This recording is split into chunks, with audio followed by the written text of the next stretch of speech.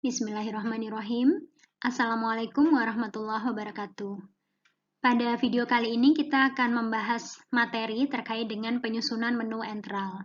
Jadi pada beberapa pasien yang memiliki kondisi atau indikasi yang tidak bisa diberikan makan lewat oral, maka kita bisa memilih apakah akan diberikan makan lewat enteral atau lewat parenteral, ya.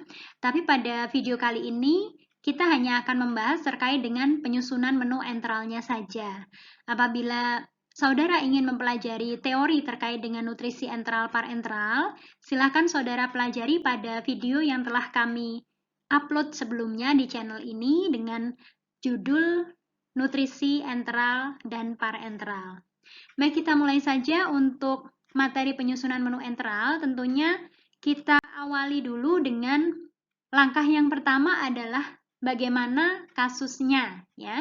Jadi kita perhatikan kasusnya dulu. Apakah kasusnya ini kasus komplikasi atau kasus non komplikasi, ya. Kemudian bagaimana kesadaran pasiennya? Kalau pasiennya dalam kondisi tidak sadar, seperti misalnya pada gambar ini, nih pasien di ICU ya, dengan kondisi kritis, tentunya tidak bisa diberikan makan lewat oral ya, atau lewat mulut.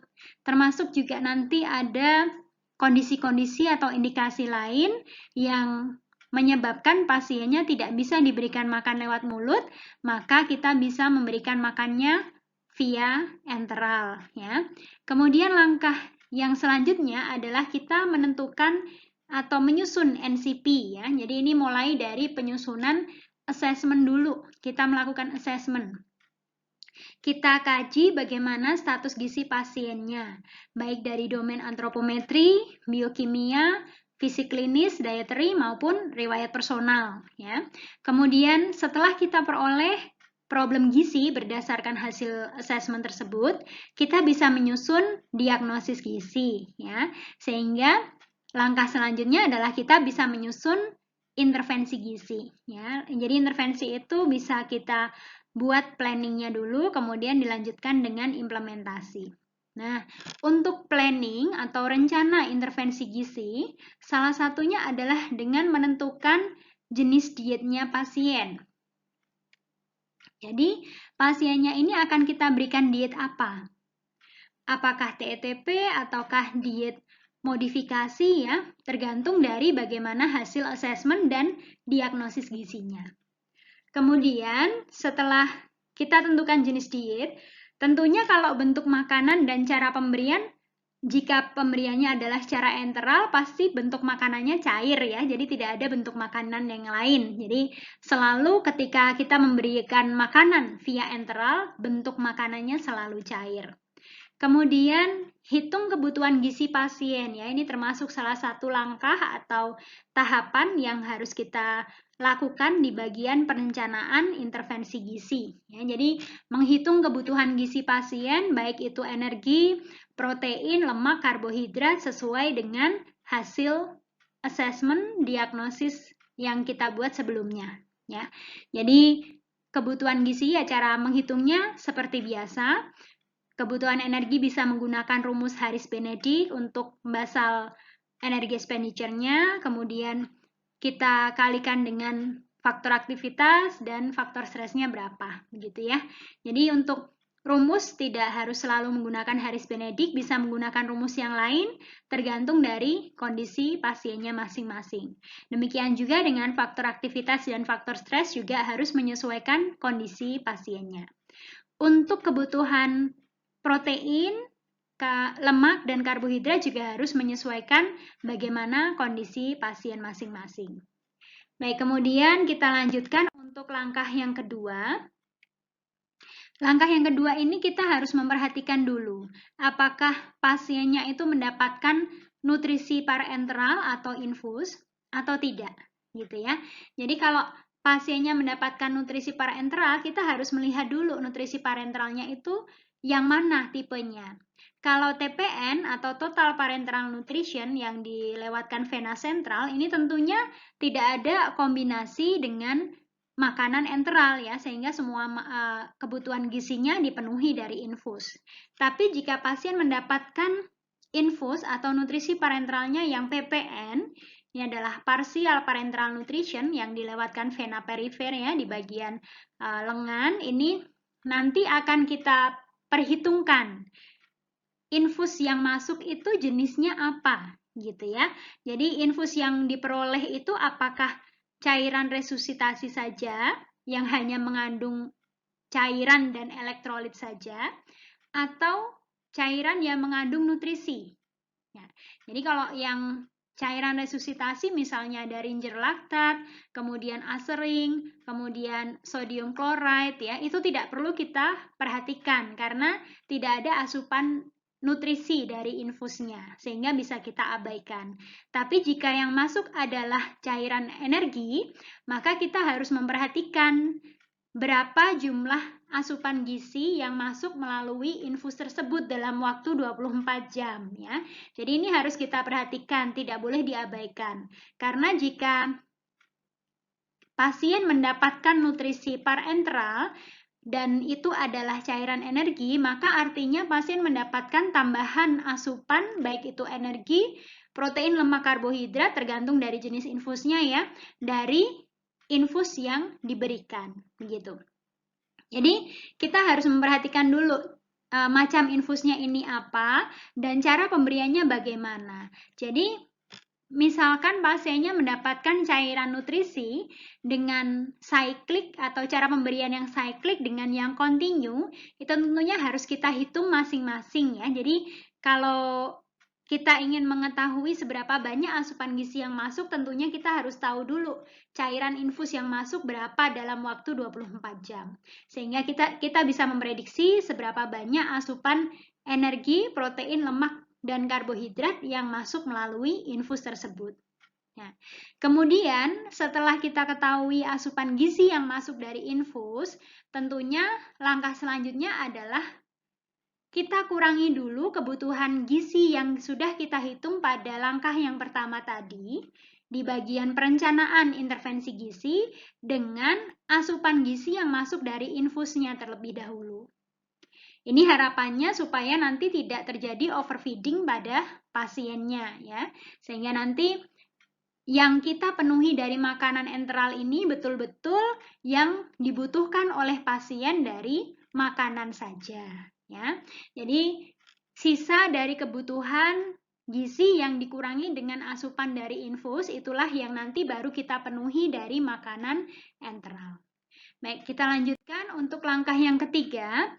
Setelah kita ketahui seberapa besar kebutuhan pasien untuk makanan enteralnya, maka langkah selanjutnya adalah kita harus menentukan pasiennya itu apakah akan diberikan formula rumah sakit atau formula komersial.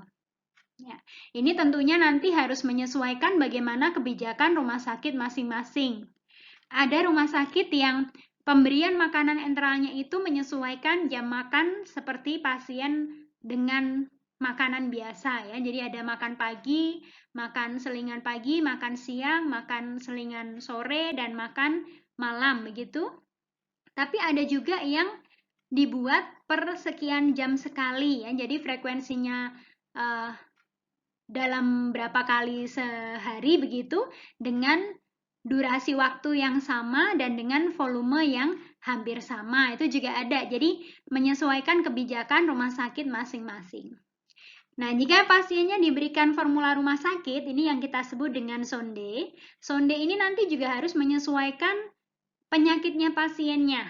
Ya, jadi penyakit yang dialami oleh pasien itu sakitnya apa, dietnya apa ya, sehingga nanti sonde akan menyesuaikan. Misalkan pasiennya membutuhkan diet TETP, maka kita bisa memberikan sondenya namanya adalah sonde lengkap. Kalau pasiennya ada diabetes mellitus, maka kita bisa memberikan sondenya adalah sonde DM. Demikian juga untuk pasien dengan CKD atau penyakit ginjal kronik predialisis, ini kita bisa berikan sondenya adalah rendah protein. Nah, ini hanya contoh saja ya. Tapi untuk macam sonde nanti akan banyak sekali saudara jumpai ketika praktek di rumah sakit ya. Kalau formula komersial ini juga sama, harus disesuaikan dengan kasusnya masing-masing. Karena formula komersial ini tentunya beda merek, memiliki komposisi zat gizi yang juga berbeda, sehingga nanti akan ada yang dikhususkan untuk penyakit-penyakit atau kondisi-kondisi tertentu pada pasien ya. Jadi saudara bisa memperhatikan ini gambar yang di sebelah kanan, yang atas ini adalah contoh sonde ya. Jadi bahannya adalah bahan makanan yang kita konsumsi sehari-hari, hanya saja nanti untuk pembuatannya dibuat menjadi makanan cair.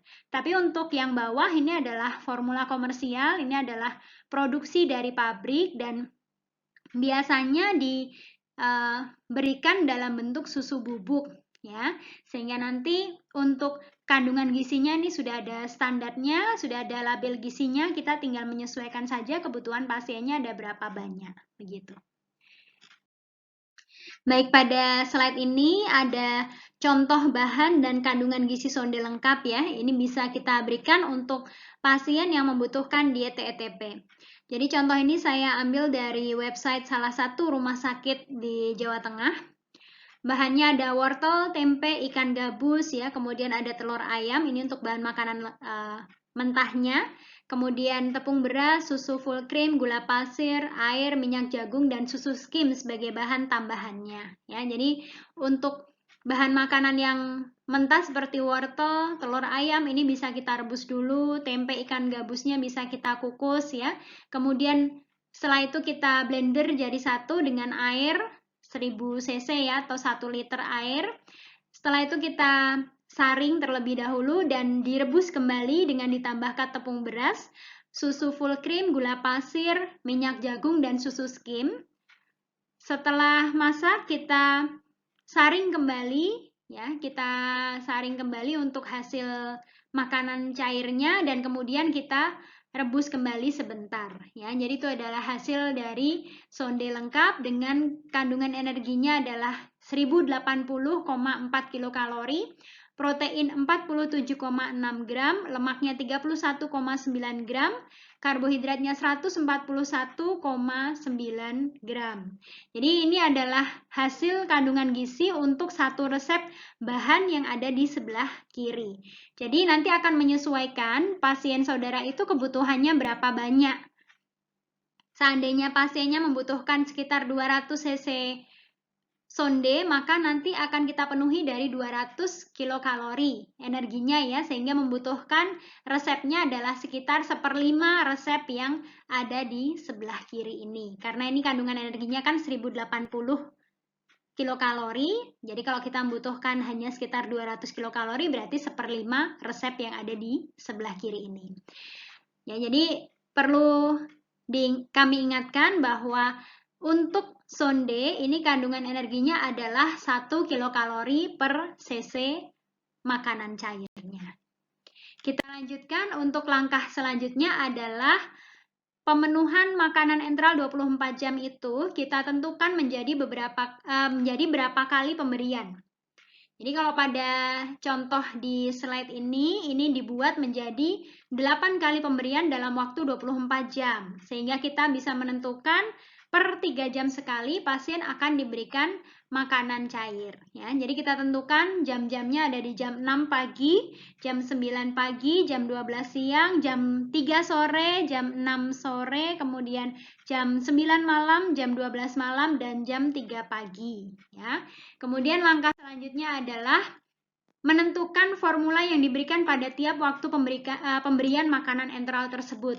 Jadi, untuk pemberian formulanya ini tentunya menyesuaikan kemampuan dan kondisi instalasi gizi rumah sakit masing-masing. Misalkan pada jam 6 pagi ini karena instalasi gizinya belum buka ya, belum beroperasi, sehingga kita bisa memberikan formula komersial. Tapi di jam 9, jam 12 siang, dan jam 3 sore kita bisa memberikan sonde lengkap ya. Kemudian yang jam malam seperti jam 6 sore ya, jam 6 maghrib, jam 9 malam, jam 12 malam, jam 3 pagi, ini kita juga bisa memberikan formula komersial kembali. Tentunya untuk volume tiap pemberian, kalau seperti ini frekuensinya, maka kita buat yang hampir sama ya. Jadi kalau misalkan pasiennya membutuhkan sekitar 1800 kilokalori, kebutuhan energinya, kita bisa memenuhi dari 1800 cc sonde atau makanan cairnya, sehingga 1800 ini kita bagi menjadi 8 ya. Sehingga kita bisa memenuhi dari satu kali pemberian ini adalah sekitar 225 cc makanan cair. Seperti itu. Jadi ini adalah langkah pemenuhan untuk makanan cair ya, yang tentunya akan berbeda dengan pemberian makanan ketika pasiennya mendapatkan makanan lunak atau biasa.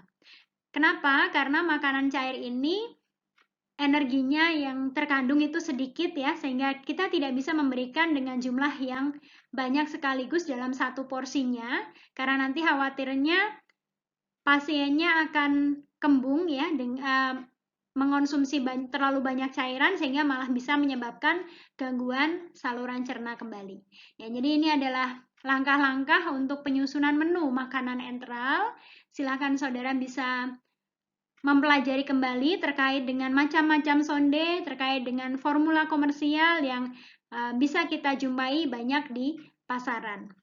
Demikian untuk materi penyusunan menu enteral kali ini. Semoga bermanfaat. Mohon maaf apabila ada kekurangan dalam penyampaian materi. Terima kasih. Wassalamualaikum warahmatullahi wabarakatuh.